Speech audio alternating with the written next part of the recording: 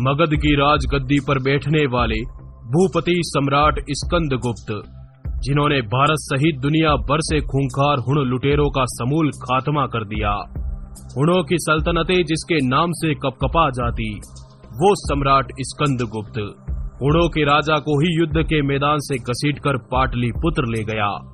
100 राजा और 130 रियासतें उसके झंडे के नीचे थी, जिसकी सेना में 3 लाख पैदल सैनिक, 1200 खूंखार हाथियों का झुंड और 40,000 तीरंदाज एक इशारे पर तबाही मचा देते। गांधार से बंगाल तक और गिरनार से हिंदू कुश तक के इलाकों को उसने विजय कर लिया। आक्रांताओं और हिंदुओं के बीच की दीवार था वो, जिसका पूरा जीवन भारत की रक्षा में बीता। ईस्वी सन 455 तक सिंध, पंजाब, कश्मीर, गांधार और काशी को विजय कर हुणों ने गंगा और जमुना तक बढ़त बना ली। जल्द ही हुण पूरे भारत को तबाह करने का इरादा कर चुके थे। जब पूरा भारत संकट के घेरे में आया, तब 17 साल के मगध के युवराज स्कंदगुप्त ने इन अपराजित खूंखार हुण लुटेरों के आतंक से भारत को आजाद करवाने की प्रतिज्ञा ली और तुरंत भारत भर में फैली मगध की सेनाओं को राजधानी पाटलिपुत्र में एकत्रित कर दिया। फरवरी के सर्द सवेरे में सम्राट स्कंदगुप्त ने मगध की विशाल सेनाओं के साथ हुणों पर चढ़ाई कर दी। भूपति सम्राट का पहला हमला गुप्त सत्ता के निकट स्थापित 3 हुण राज्यों पर हुआ। इतनी बर्बरता से स्कंदगुप्त ने हुणों को तबाह किया कि हुणों की सल्तनत कांप उठी। मगध का विशाल सैलाब रणभूमि में उतरा और हुणों द्वारा स्थापित 3 रियासतों पर मगध का ध्वज लहरा दिया। हुणों के कटे मुंडों के साथ स्कंदगुप्त ने राजधानी पाटलिपुत्र में प्रवेश किया। हुणों पर पहली बार किसी ने हमला करने का साहस किया। इस घटना से गंगा घाटी में बैठा हुण सत्ता का मुख्य सरदार खुशनेवाज क्रोध से भर गया, परंतु उसने सीधे गुप्त सत्ता से टकराने के बजाय स्कंदगुप्त के पड़ोसी राज्य मालवा पर हमला किया। बर्बरता की काली तलवारों के साथ हुणों के विशाल लश्कर ने मालवा पर चढ़ाई कर दी। इस समय मालवा के राजा बंधु वर्मा ने हुणों की खूंखार सेना से डरकर मालवा दुर्ग के द्वार बंद कर दिए और स्कंदगुप्त से रक्षा की गुहार लगाते हुए एक पत्र लिखा। यह पत्र पाते ही स्कंदगुप्त ने मगध से प्रस्थान किया और एक विराट सेना के साथ आर्यपति ने क्षिप्रा नदी को पार कर मालवा देश में प्रवेश किया। स्कंदा के आने की खबर सुन हुणों के पांव थर थर कांपने लगे। इन कांपते हुणों पर मगध की सेना एक काल बनकर टूट पड़ी। स्कंदगुप्त का हमला इतना भयानक था कि पूरा मालवा हिल गया। लाशों के ढेर में हुण सेनापति को 800 हुणों के साथ बंदी बना लिया गया।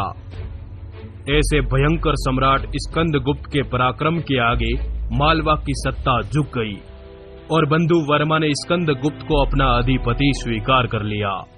इसी समय स्कंदगुप्त को अपने पिता कुमारगुप्त की मृत्यु का संदेश मिला। स्कंदगुप्त ने तुरंत मगध की तरफ कूच कर दिया। इधर राजधानी पाटलिपुत्र राजा कुमारगुप्त की मृत्यु के बाद युद्ध का मैदान बन गई। युद्ध मानो नियति बना। मगध का सिंहासन खून से सन गया। स्कंदगुप्त के सभी भाइयों और रिश्तेदारों के मध्य सत्ता को लेकर भयंकर युद्ध छिड़ गया।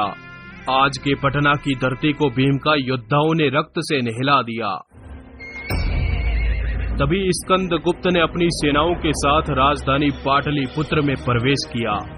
स्कंदगुप्त के युद्ध भूमि में आते ही मैदान में सन्नाटा पसर गया।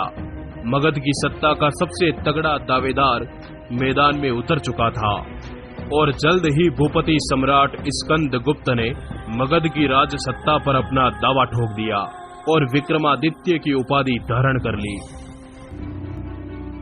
इधर स्कंदगुप्त द्वारा मालवा में हुणों के सामूहिक कत्लेआम से हुण सरदार खुशनेवाज बदले की आग से तप उठा।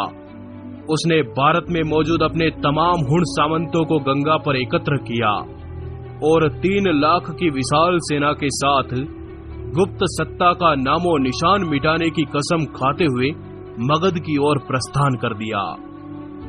ईस्वी सन 455 को मगध की विशाल सेनाओं ने हर हर महादेव की ललकारों के साथ गंगा की तरफ कूच किया। आज के गाजीपुर के निकट सैदपुर फाटा में दोनों सेनाओं के मध्य भीषण युद्ध हुआ। स्कंदगुप्त 2 लाख योद्धाओं के साथ मैदान में उतरे। युद्ध इतना भयंकर था कि हाथियों और विशाल सेनाओं से युद्ध भूमि में तेज आंधियों के साथ बवंडर उठा। और तभी 2 हाथों में तलवार लिए सम्राट स्कंदगुप्त ने युद्ध के मैदान में प्रवेश किया। युद्ध भूमि में आते ही स्कंदगुप्त ने रणभूमि में ऐसा कत्लेआम मचाया कि गंगा का बहाव भी लाल पड़ गया। स्कंदा की एक आवाज पर हिंदू योद्धाओं ने शत्रुओं के मस्तक उतारने शुरू किए। हिंदवी तलवारों ने मुंड के मुंड काट डाले। सम्राट रणभूमि के बीच में थे।